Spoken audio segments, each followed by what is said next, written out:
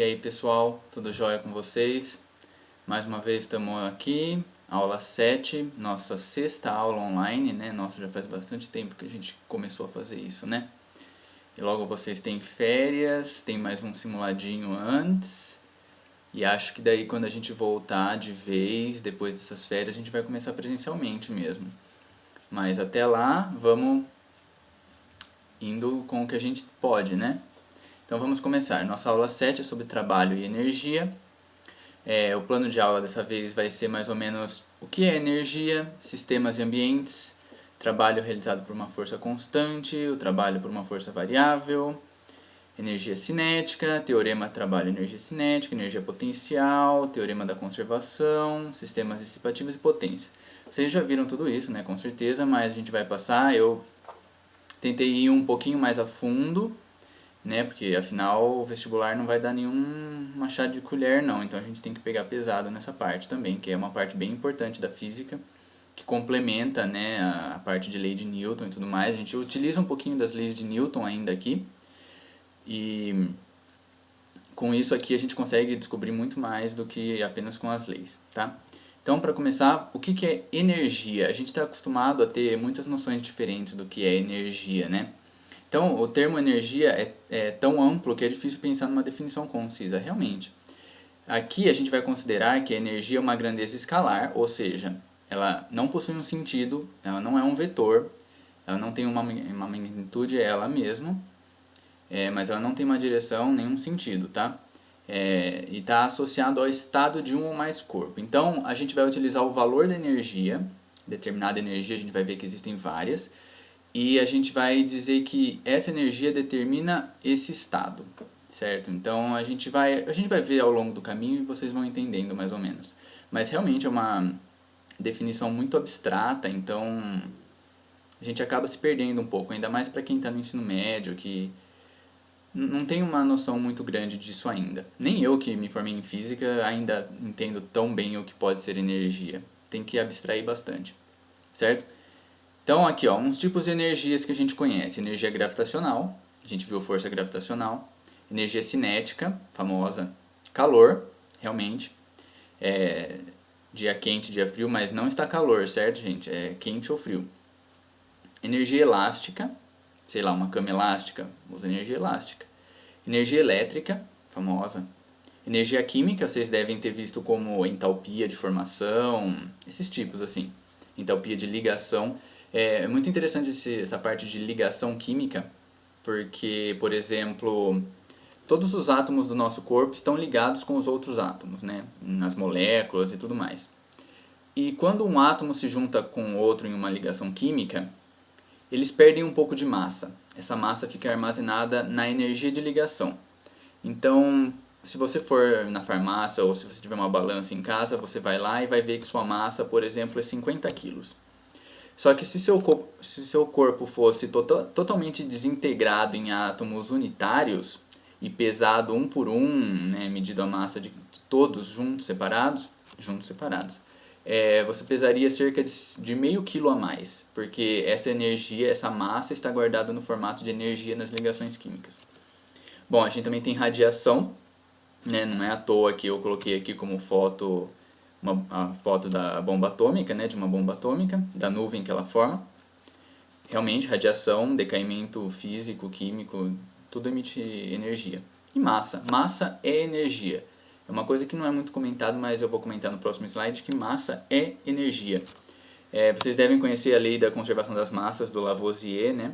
E a lei diz que a soma da massa dos produtos tem que ser igual à soma da massa dos reagentes, né? Mas não é sempre assim, né? No mundo microscópio da física quântica, não é assim que acontece. Como por exemplo aqui, a gente tem uma reação aqui que se chama produção de pares. Quando a gente utilizar esse gama aqui, a gente quer dizer que é um fóton, né? A partícula de luz.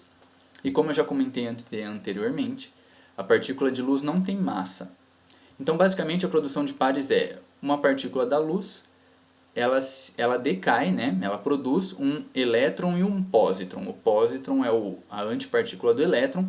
A única diferença é a carga. Se o elétron tem carga negativa, ele tem carga negativa, o pósitron tem carga positiva. Mesma massa e tudo mais. Então, Olha só que interessante, o fóton tem massa zero e ele produz algo que vai ter 2 vezes a massa do elétron, né? Então realmente zero e 2 massas, então realmente coisas estranhas acontecem. Aqui, por exemplo, a gente tem a aniquilação, que é o contrário dessa reação. Um elétron e um pósitron eles se aniquilam e produzem 2 fótons. 2 por quê? Porque tem que conservar momento, a gente vai aprender isso depois na aula de momento.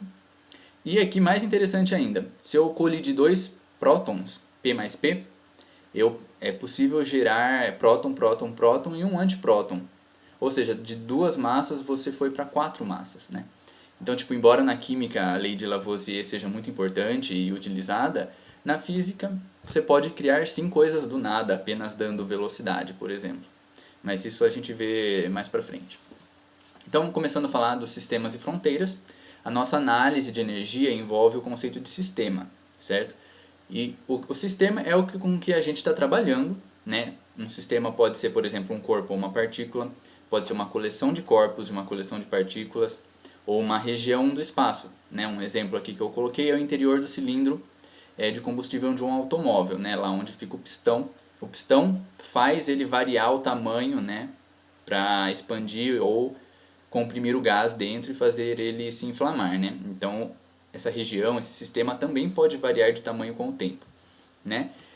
E, dado um sistema, a gente pode encontrar uma linha imaginária, uma superfície imaginária que se chama fronteira, e depois da fronteira está o ambiente, onde já não existe mais nenhum... O que está no ambiente não afeta o sistema, mas o que está no sistema pode ser para o ambiente.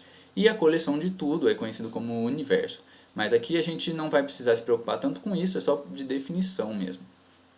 Então, começando com trabalho de uma força constante, eu vou estar usando a letra W para trabalho aqui, tá? Eu acho que é mais conveniente. W vem de work, em inglês.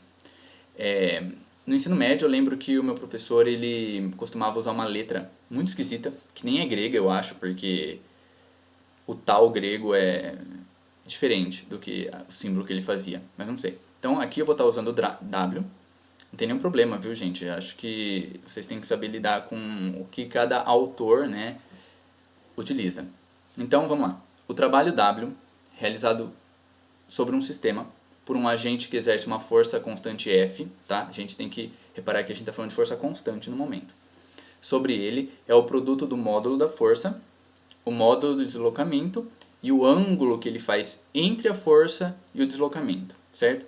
Então aqui no nosso primeiro caso a gente tem um bloquinho, ele está sendo puxado por uma força F que tem um ângulo θ com a horizontal, e na horizontal é onde está acontecendo o deslocamento, esse ΔR. Pode ser ΔR, se tiver na direção X você pode usar ΔX, se tiver na direção Y pode usar ΔY. Aqui a gente está usando o R porque é bem comum utilizar ele como deslocamento também.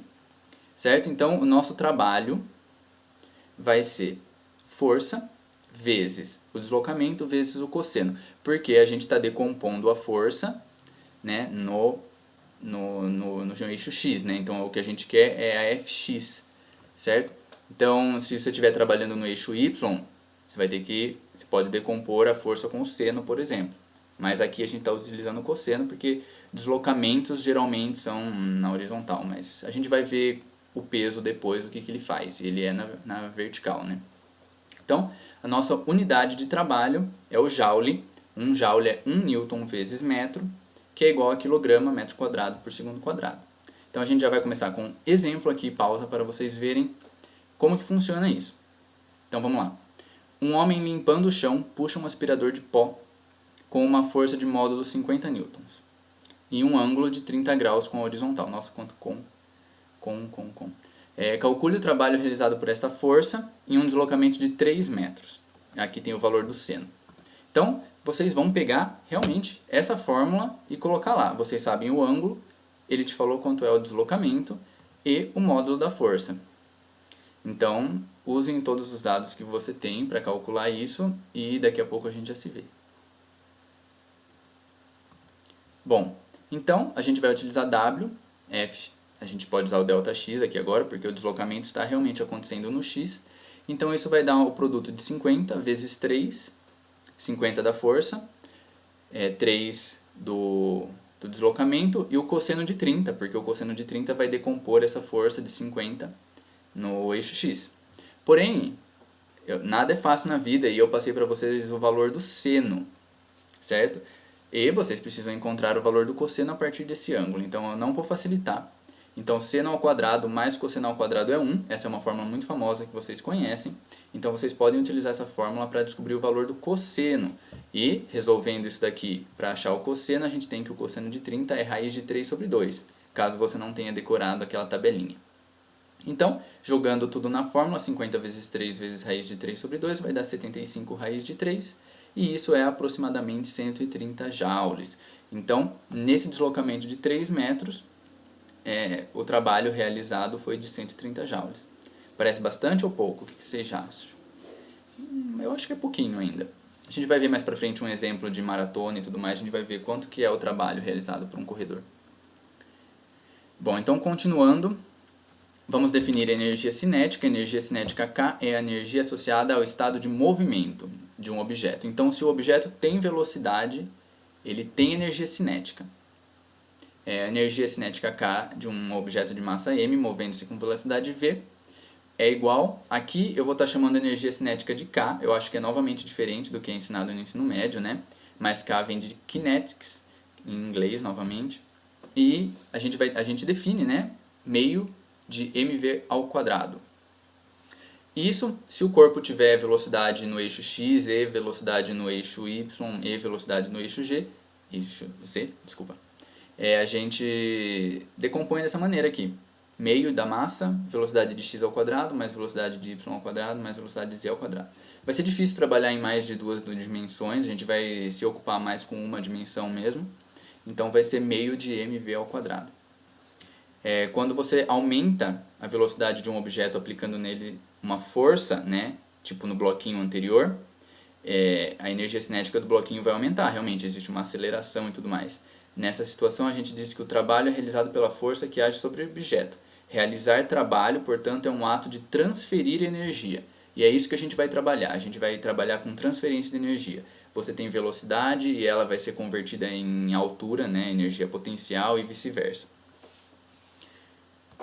Então, um teorema muito importante para a gente é o teorema trabalho-energia cinética, por isso que eu coloquei WK. Vamos considerar um corpo de massa m que se desloca apenas na direção x sobre a ação de uma força F que faz um ângulo com horizontal. Ou seja, mesmo exemplo, né, que a gente viu ali atrás quando a gente definiu o que é trabalho. A gente pode aplicar a segunda lei de Newton, né, e a gente sabe que a partir dela a força na direção x vai ser igual à massa do bloquinho vezes a aceleração na direção x. Portanto, a gente sabe que a aceleração na direção x vai ser a força decomposta em x sobre m. Certo? E daí vamos pegar a equação de Torricelli, porque ela não envolve tempo, então a gente pode trabalhar com as outras variáveis que a gente tem, como velocidade e deslocamento, que a gente tem tudo disso. Então, substituindo no lugar de AX aqui, eu vou colocar esse AX aqui, então vai ficar isso, 2fx ΔR sobre m. E vamos resolver essa equação, vamos passar o VI para lá subtraindo, multiplicar pela massa e dividir por 2. Então a gente tem que força em x vezes o ΔR vai ser igual a meio de massa velocidade final ao quadrado menos meio de massa velocidade inicial ao quadrado. E isso te lembra alguma coisa? A gente viu, né? Energia cinética dessa forma. Então a gente obteve a relação de que trabalho, né, Fx ΔR, nada mais é do que você colocou um ângulo naquele cosseno e a força foi decomposta em x. Então, F de x ΔR é trabalho e, portanto, a gente tem que trabalho é igual à variação da energia cinética. A gente vai utilizar muito isso, é o teorema trabalho-energia cinética, ele é muito importante. A gente vai trabalhar muito com ele e a gente vai deduzir, né, a conservação de energia mecânica total a partir disso. Então, basicamente, a gente achou a aceleração e jogou no Torricelli e deu certo, apareceu algo fundamental na física. E a gente vai ver mais pra frente como se usa. Na verdade, a gente vai ver agora. Vamos lá. Exercício já, então. Um bloco de 6 kg está inicialmente em repouso e é puxado para a direita ao longo de uma superfície horizontal com uma força constante de 12 newtons. Encontre a velocidade do bloco após este ter se movido 3 metros. Então é igualzinho esse bloco aqui, só que ele está sendo puxado por uma força que já está na direção do deslocamento. Então a gente não precisa se preocupar com o cosseno. Certo? Então, tentem fazer. É basicamente aplicar o teorema trabalho e energia cinética. Vocês precisam ver onde que a velocidade é zero, onde que a velocidade não é zero, e daí vocês conseguem descobrir qual que é a velocidade final dele. Certo? Então até daqui a pouco. Bom, começando pelo teorema que eu passei, 2 slides atrás. Então a gente tem que trabalho vai ser igual à variação da energia cinética, ou seja, ele vai ser a energia cinética final menos a energia cinética inicial. E aqui no caso, vai ser meio de mv final ao quadrado menos meio de mv inicial ao quadrado. Porém, a velocidade inicial do bloquinho ele estava em repouso, então este termo aqui é zero. Logo, a gente descobre que o trabalho realizado é igual a meio de mv final ao quadrado. Então a gente resolve isso para V. Passa o 2 multiplicando, passa a massa dividindo e tira a raiz. Então a gente tem que a velocidade final do bloquinho vai ser raiz de 2 vezes o trabalho realizado dividido pela massa. E o trabalho realizado a gente sabe calcular, né? A gente tem a formulinha do slide 6. No lugar do W a gente coloca F delta x cosseno do ângulo. Aqui o ângulo é zero porque a força já está na direção do deslocamento. Então esse ângulo é zero, cosseno de zero é 1. Então vai ficar 2 vezes o F delta x sobre m, está aqui, um multiplicando o outro, dividido por 6, que é a massa, 6 kg. Isso daqui vai dar raiz de 12. E raiz de 12 é aproximadamente 3,5 metros por segundo.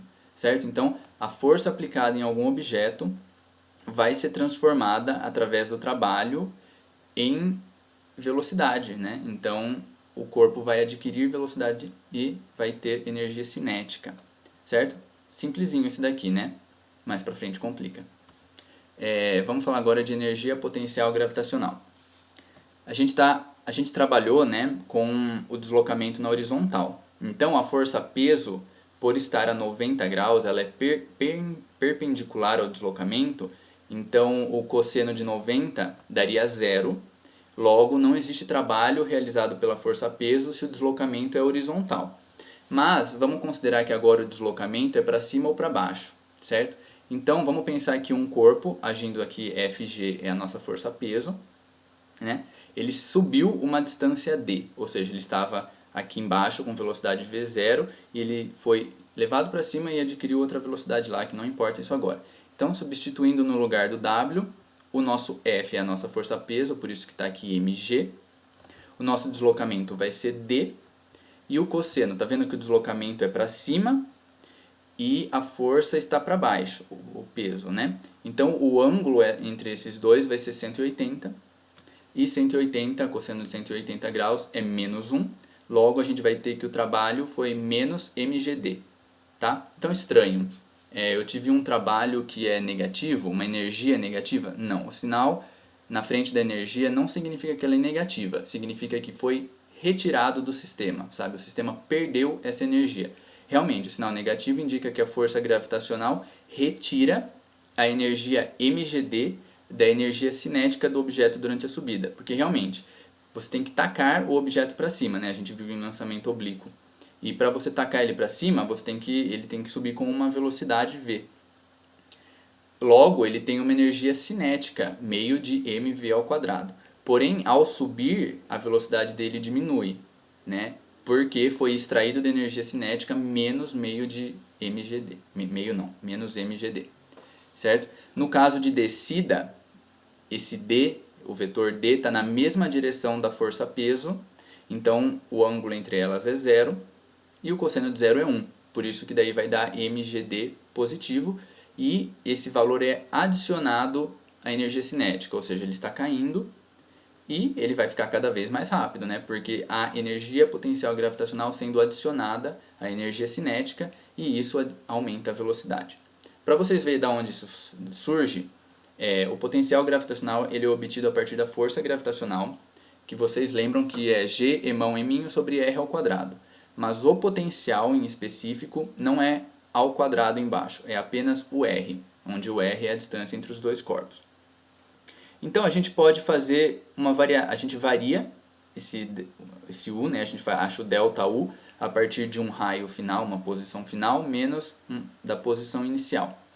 A gente tira o MMC aqui, multiplica e tudo mais. A gente vai fazer uma aproximação, porque muita coisa na física é aproximação e a gente tem que usar isso porque facilita muito. A gente vai utilizar aqui raio final vezes o raio inicial é igual ao raio da Terra ao quadrado. Porque a gente está assumindo que a variação entre eles é muito pequena, eles são praticamente o mesmo, então o produto vai dar o raio da Terra ao quadrado. E a diferença em cima, RI menos RF, a gente vai chamar de ΔH. Então aqui vocês já conseguem perceber que surgiu o que a gente considera de gravidade, né? G emão sobre RT ao quadrado. Isso a gente pode chamar de G, porque realmente é gravidade. O eminho da partícula a gente mantém e o ΔH a gente mantém. Portanto, uma variação na energia potencial é esse mgh, certo? Então a gente define que a energia potencial gravitacional, aqui deslocando na Terra, em Hs pequenos, né, é o mgh que a gente tão bem conhece, né, do ensino médio. E com isso a gente utiliza para os mais diversos tipos de exercício. Deixa eu ver se já tem um exemplo aqui, ó. Exatamente. Exemplo 3. Uma pedra de 0,3 kg é mantida a 1,30 m acima da borda superior de um poço e depois derrubada dentro dele. Né? Alguém foi lá e derrubou ela. O poço tem profundidade de 5 metros. Qual que é a energia gravitacional do sistema nas seguintes situações? Antes da pedra ser solta, ou seja, a pedra está lá em cima ainda, quando ela atinge o fundo do poço e a sua variação após atingir o fundo do poço.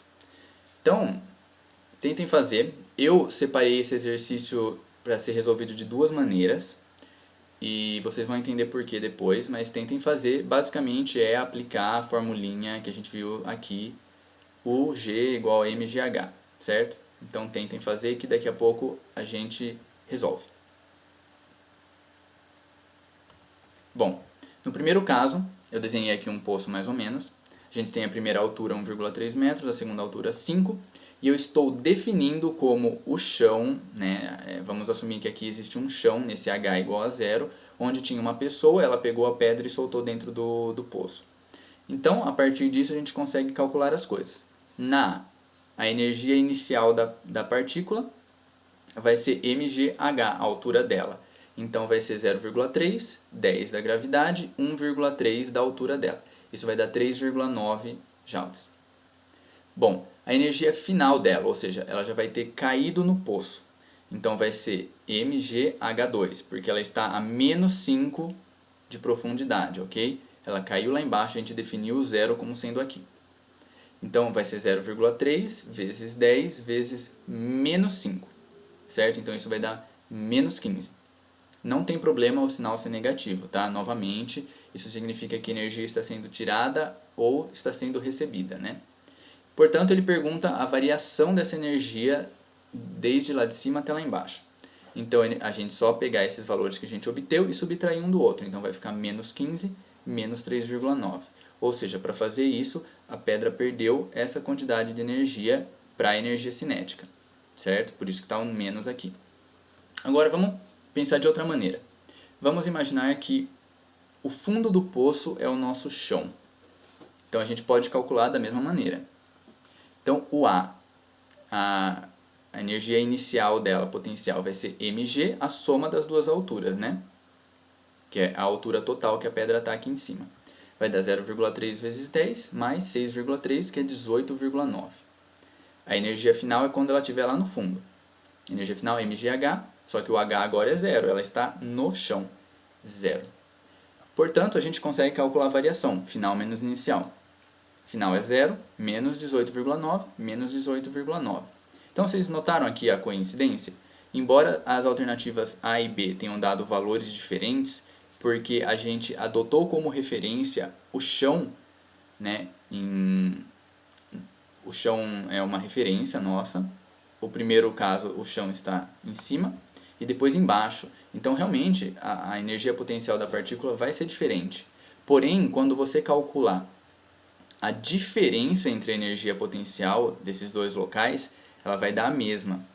E basicamente, o que a gente se preocupa é a variação da energia potencial, né? Então, realmente, valores vão dar diferente, mas o que importa pra gente é que a variação seja a determinada quantidade que a gente vai utilizar, certo? Então, basta você, a hora que você definir o referencial, não significa que você está errado, sabe? As duas respostas estão certas, porém depende do referencial que você toma. Porém, independente do referencial, a variação da energia vai ser a mesma. Isso é muito importante para a gente. Bom, a gente também tem a energia potencial elástica. E para falar disso primeiro eu vou falar da lei de Hooke, que é uma lei de força. Ela não estava na aula de forças, eu pensei em colocar, mas como a gente vai utilizar muito ela na parte de oscilações, então eu preferi deixar para lá, mas a gente vai ter que ver aqui de qualquer maneira. Então a lei de Hooke é a lei da mola. Vocês já devem ter ouvido falar. Se você comprime ou estica uma mola, vai aparecer uma força. Essa força ela é proporcional ao deslocamento. Então a gente diz que a F de x é igual a menos kx. Esse é o formato da força. O menos na frente é uma conveniência. Algumas pessoas vão publicar no livro sendo kx positivo, outras pessoas vão ser menos kx. Aqui vamos utilizar menos kx, que eu acho que é mais conveniente para a gente. Ela é uma lei que não é constante, certo? Ela é uma força que não é constante, porque ela depende do deslocamento. Se a gente vê o gráfico dela, ela é realmente uma reta. Se ela fosse constante, ela seria paralela ao eixo x. Mas não, aqui ela é uma reta menos kx. E quando a gente encontra uma força variável, o jeito de se calcular o trabalho é calculando a área sobre a curva. Nesse caso é a área entre a curva e o eixo x, né? Nesse caso aqui vai dar negativo e nesse do outro lado vai dar positivo. Então, a lei de Hooke fala que a força é proporcional a menos o K, esse K é a constante da mola, cada mola tem uma constante diferente, e x é o nosso deslocamento, pode ser ΔX aqui também, do jeito que você preferir. Então, para a gente calcular o trabalho, a gente precisa calcular essa área alaranjada aqui. Então, se vocês quiserem ficar de exercício de como calcular isso, eu coloquei um pedacinho aqui. A gente vai ter aqui um retângulo mais um triângulo, né? Então a gente tem que somar essas áreas, aqui do retângulo e aqui do triângulo, e isso vai dar menos meio de k, x final ao quadrado, menos x inicial ao quadrado. E o que eu quero dizer com x inicial aqui, x final, é o quanto a mola foi esticada ou não. Esse x final menos x inicial dá o quanto a mola foi esticada. Geralmente o x inicial é zero, ou seja, a mola está em equilíbrio. Quando o x é zero, não há força, é como se a mola estivesse em equilíbrio mesmo. Então, resolvendo isso, a gente consegue isso, e isso é igual ao trabalho. A gente define que a área sobre a curva vai ser o trabalho. Só que, vamos ver que esse sinal aqui na frente, do meio, é meio esquisito, né? Porque o trabalho já está dando negativo. Então, por conveniência, a gente vai definir a energia potencial elástica como meio de kx ao quadrado. E a gente vai dizer que menos o trabalho é igual à variação, certo? Porque a gente quer que a variação seja da forma x final menos x inicial, não ao contrário, x inicial menos final. Então o que a gente faz? A gente joga esse sinal para o W e a gente vai dizer que a variação da energia potencial é igual a menos o trabalho. E isso vale para aqui também, a energia potencial gravitacional. Tá vendo que aparece um menos aqui na frente? Se a gente calcular a variação aqui, a gente pode puxar esse menos para fora e da mesma maneira a gente vai encontrar isso daqui. Então isso daqui é muito importante, a gente vai utilizar também mais para frente, no caso agora. Né? Então agora é o mais importante, acho que da física inteira. Teorema da conservação de energia. Vamos construir um modelo de energia mecânica do sistema.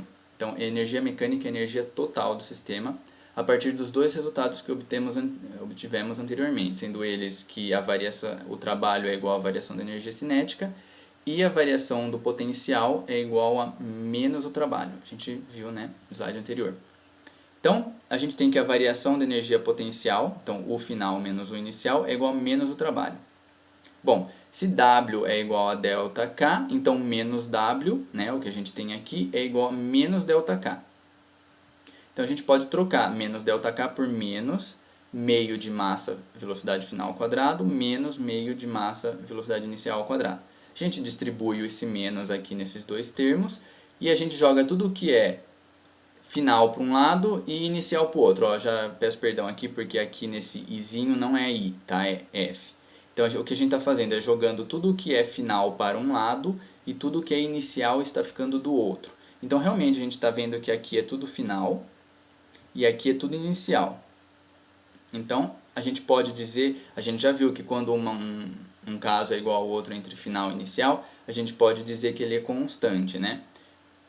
Como, por exemplo, a lei dos gases perfeitos lá. Então a gente pode dizer que a energia cinética somada com a energia potencial vai ser constante, e esse valor a gente vai chamar de E, que é a nossa energia mecânica, esse EMEC. Eu não estou colocando o EMEC sempre, mas é a mesma coisa, esse E. Portanto, o que é constante? Significa que a energia mecânica final é igual à energia mecânica inicial do sistema. Elas vão ser sempre transformadas a partir do trabalho, mas a subtração delas, né, E final mais E inicial vai ser sempre zero, elas são sempre iguais. Portanto, teorema da conservação de energia, a variação da energia mecânica de um sistema é sempre zero, certo? Conclusão então, um sistema conservativo, ou seja, só tem forças conservativas, como o peso, essas forças X movendo o bloquinho, são forças conservativas. A energia total do sistema, ou seja, a energia mecânica total, é conservada. Certo? Isso é muito importante, a gente vai utilizar isso muito, muito, muito. Então, estados finais e iniciais vão ter a mesma quantidade de energia, EF igual a I. Então vamos aplicar no nosso último exemplo, eu acho, tá bom? Então não se preocupe. Só que esse é bem elaboradinho, tá bom? Então vocês vão ter que pensar bastante. Então, o mecanismo de lançamento de uma arma de brinquedo consiste em uma mola movida a gatilho. A mola é comprimida em uma posição YA, que é esta posição aqui. Já está dando como valor negativo porque a nossa referência de Y0, nosso YB vai ser aqui 0. Tudo que é para cima vai ser positivo e tudo que é para baixo vai ser negativo. E o gatilho é disparado. O projeto de massa M, eu esqueci, a massa está aqui embaixo. Sobe para uma posição YC, que está bem aqui para cima, é bem longe, de 20 metros, né? Acima da posição YB. YB é a nossa referência 0 aqui. Determine a constante da mola, sabendo que a massa do projétil é de 35 gramas. Certo? Então, a gente vai utilizar o teorema anterior. Energia final vai ter que ser igual à energia inicial. E a dica que eu estou dando para vocês aqui é que não é só energia cinética com a energia potencial. Junto a isso, a gente vai precisar somar também a energia potencial elástica, porque tem uma mola aqui. Então vocês podem ver que nessa situação, essa daqui é a situação inicial. A bolinha está presa numa posição YA, a mola está comprimida, então a bolinha não tem velocidade e a mola tem energia potencial aqui. E essa bolinha também tem uma energia potencial gravitacional. Daí o gatilho é puxado, então toda a energia da mola vai ser transformada em velocidade para a bolinha. Porém, a energia potencial gravitacional vai ser subtraída dessa velocidade aos poucos, dessa energia cinética, e a bolinha vai começando a desacelerar, porque ela está indo contra a gravidade. Então, vocês vão utilizar o que vocês conseguem perceber nesse sistema, né, nessa transformação que vai passar um tempo, então vocês têm que saber o que está acontecendo em cada período de tempo e utilizar a formulinha, tá bom? Então esse você tem que realmente pensar mais um pouco, mas não vai ter exercício mais difícil do que isso na lista. Esse daqui é realmente um pouquinho mais difícil, mas daí vocês já vão sacar tudo o que precisam entender. Então até daqui a pouco. Bom, para resolver isso a gente sabe do teorema que o nosso ΔE tem que ser igual a zero. Ou seja, a energia final vai ser igual à energia inicial. Então a gente coloca, para entender, vamos escrever tudo primeiro mesmo. Então a gente vai ter energia cinética final mais energia gravitacional final mais energia potencial elástica final vai ser igual à situação inicial. Energia cinética inicial mais energia potencial inicial mais energia potencial elástica inicial. Então, o que a gente sabe da situação final? Que toda a velocidade, embora a bolinha tenha velocidade, ela vai chegar num ponto onde a gente vai estar considerando o ponto máximo dela. Então a velocidade dela vai ser zero lá em cima. Vai ter um ponto lá em cima que vai ser zero. E ela vai ter apenas energia potencial, porque ela está lá em cima. Certo? A energia da mola ela foi lançada já, então não tem energia armazenada na mola. Então a gente só tem potencial mesmo na bolinha. A gente está analisando o ponto onde ela está ao máximo alto, ou seja, a velocidade dela é zero. No outro caso, no caso inicial, ou seja, nesse caso A aqui, a energia cinética da bolinha é zero também, porque ela está aqui parada. Ela tem uma energia potencial, sim, porque ela está abaixo do nível zero. Se ela estivesse no zero, aí sim a energia potencial dela seria zero, mas ela não está. E a mola está comprimida, então existe uma energia armazenada na mola também. Então, a gente joga o termo com y lá para lá, multiplica por 2, divide pelo x ao quadrado, que é a distensão da mola, e vai dar isso daqui. Então, realmente, a gente quer o K, a gente substitui os valores, aqui vai dar menos menos porque o y é uma medida negativa, né? Dada a nossa convenção de sinal. E resolvendo isso, a gente tem que a mola, a constante da mola é 958 newton por metro. Certo? A hora que você multiplicar isso por um deslocamento em metro, isso vai dar a força. Então, realmente, essa mecânica que a gente está vendo agora vai permitir a gente encontrar uma quantidade imensa de outras coisas que não seria possível com as leis de Newton somente. Como, por exemplo, vamos encontrar a constante elástica. Se você pensar em outra situação, você pode calcular ainda a velocidade com que a bolinha é disparada. É só você trabalhar com essas equações. Em vez de você imaginar que o final dela é quando ela está lá no topo, você pode imaginar a situação final como sendo essa daqui, essa B. E a partir disso você consegue calcular qual que é a velocidade da bolinha. Afinal, você já sabe quanto é a constante da mola, então pelo menos essa variável você já não precisa mais se preocupar.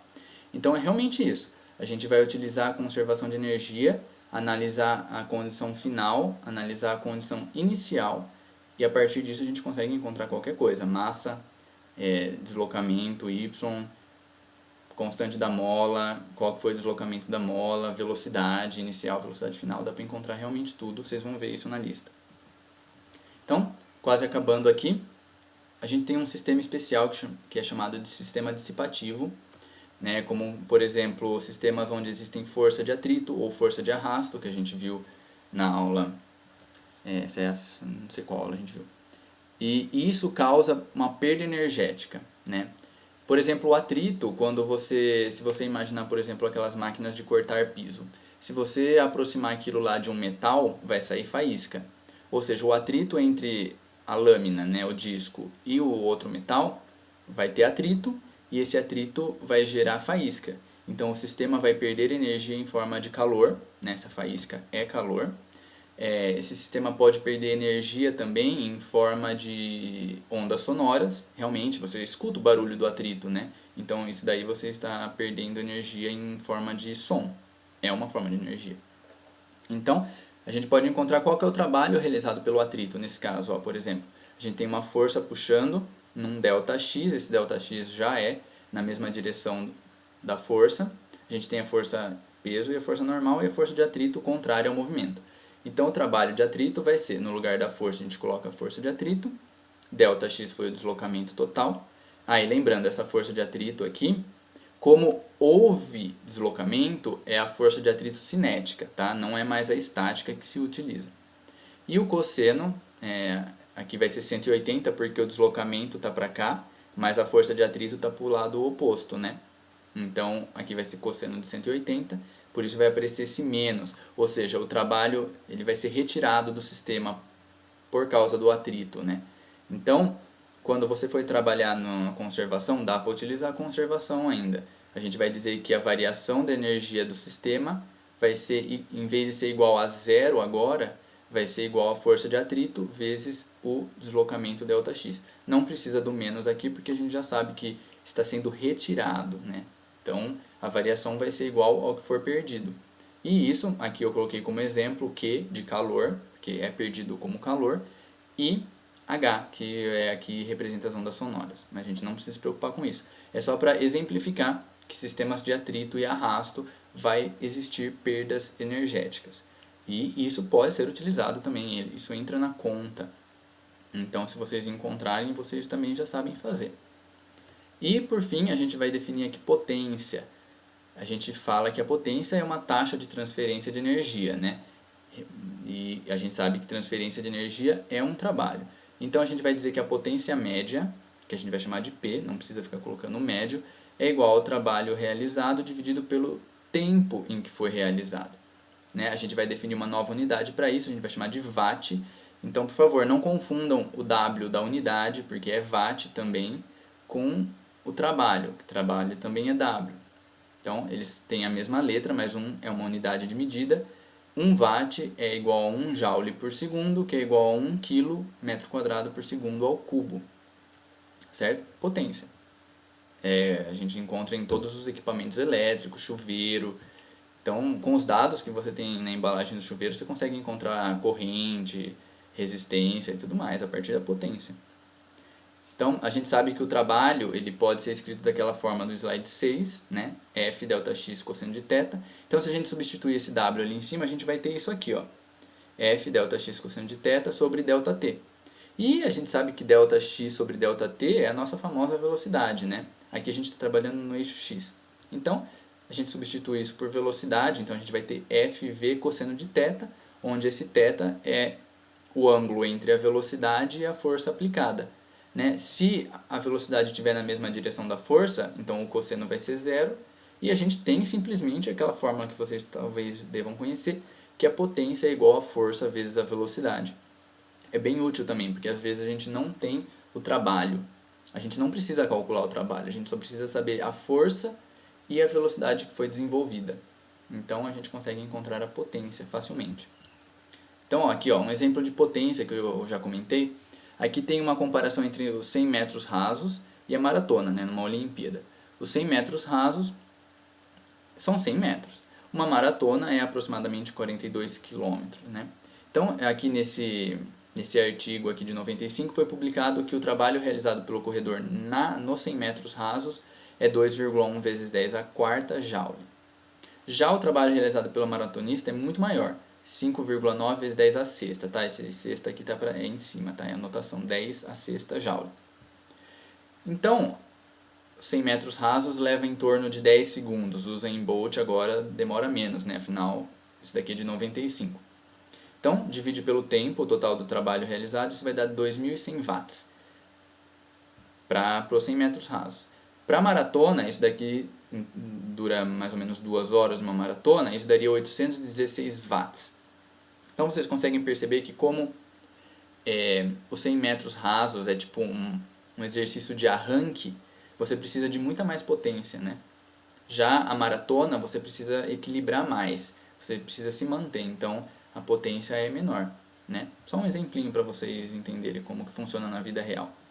Então, ó, considere o aspirador de pó. Não precisa fazer esse daqui, só para a gente entender. Considere o aspirador de pó do exemplo 1. Se o trabalho foi realizado em 2,6 segundos, então qual que é a potência média?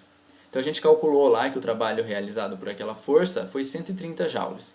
Então a gente só precisa dividir isso pelo tempo, né? Se ele percorreu aquela distância em 2,6 segundos, então a potência vai ser de 50 watts. Simples, né? A gente só precisou substituir. E agora, realmente, para terminar, vou falar um pouco de velocidade de escape. Então, para um foguete conseguir escapar do campo gravitacional da Terra, qual deve ser sua velocidade mínima? Sim, existe uma velocidade mínima, porque você vai estar lá subindo e o campo gravitacional da Terra vai estar te puxando para baixo. Então, a gente pode utilizar a conservação de energia para calcular qual que deve ser essa velocidade mínima para você conseguir sair da Terra. Então, vamos considerar aqui que mt é a massa da Terra, μ é a massa do foguete e rt é o raio da Terra. Então, vamos utilizar o teorema. Velocidade cinética final mais a potencial final é igual a inicial cinética mais a inicial potencial gravitacional. A gente sabe que o foguete sai do repouso, né? Então a energia cinética inicial dele é zero. E ele tem energia potencial gravitacional. Nesse caso, a gente vai estar utilizando a energia no formato bruto dela mesmo, sabe? Porque a gente estava utilizando uma aproximação e aquilo vale para Hs pequenos, né? Mas agora a gente está saindo da Terra e a gente está indo para muito longe, então a gente vai utilizar isso como energia potencial. E no caso final, o foguete ele vai ter meio de mv final ao quadrado, porque ele vai estar bem longe, com uma velocidade grande. E a energia potencial dele vai ser zero, porque a gente vai falar que esse foguete foi para o infinito e a energia potencial dele acabou se tornando zero naquele ponto. Então, a gente pode resolver essa equaçãozinha aqui, resolvendo para a velocidade final. E a velocidade final seria a raiz disso daqui, porém, como ela é uma velocidade mínima, então a velocidade tem que ser maior que isso. Então, raiz de 2gm sobre raio da Terra. Isso daqui, aproximadamente para a Terra, daria 11,2 km por segundo. Mas todo o corpo celeste tem a sua velocidade de escape. Então, se você colocar aqui massa de Júpiter e raio de Júpiter, você vai conseguir qual que é a velocidade mínima para escapar da gravidade de Júpiter. Do Sol é a mesma coisa. Então, os foguetes que são disparados para o espaço precisam ter uma velocidade mínima de 11,2 km por segundo, e eles realmente têm. Então, vamos pensar uma coisa mais interessante, vamos mais à frente ainda. O que acontece se essa velocidade mínima for a velocidade máxima que a gente conhece? Não sei se vocês lembram do simulado, mas o Einstein postulou que a velocidade máxima no nosso universo é a velocidade da luz. Então, o que acontece se no lugar dessa velocidade mínima a gente colocar o c da velocidade da luz? Então, a gente pode resolver essa equaçãozinha aqui para encontrar o raio. E esse raio ele tem um nome muito particular, é o raio de Schwarzschild. Foi o cara que calculou isso pela primeira vez, ele é um alemão. E o raio de Schwarzschild é 2gm sobre c ao quadrado. Né? Você só substituiu aqui e jogou. Se você substituir aqui a massa da Terra, você vai conseguir que o raio de Schwarzschild da Terra é 9 milímetros. O que isso significa? Significa que se você pegar toda a massa da Terra e comprimir ela em uma esferinha de raio 9 milímetros, então a gravidade da Terra vai ser tão intensa que nem mesmo a luz consegue fugir da atração gravitacional. Ou seja, a Terra teria se tornado um buraco negro. Então esse raio de Schwarzschild define uma distância para a qual a gravidade atrai a luz e nada mais consegue escapar. Né? Se a gravidade da Terra fosse tão intensa assim, nenhum foguete conseguiria escapar dela, nem mesmo a luz. Certo? Então isso daqui é mais para curiosidade mesmo. Os exercícios da lista basicamente envolvem isso. Trabalhar com a variação da energia, igualar ela a zero e encontrar o que pede. Um exercício muito famoso que tem é da montanha russa, né? Você está saindo de uma altura e vai fazer um loop, daí ele pergunta qual que é a velocidade no topo do loop, né? Então com a ferramenta que eu mostrei já aqui de Teorema da Conservação de Energia, fica muito simples resolver, então tentem. Qualquer dúvida vocês escrevam nos comentários, eu não vi nenhum comentário no último vídeo. Certo? Então qualquer crítica vocês também podem colocar. Espero que vocês tenham gostado e muito obrigado. Muito obrigado, tá, gente? Então até a próxima. Até o plantão, acho que vai ter plantão. Então até a próxima.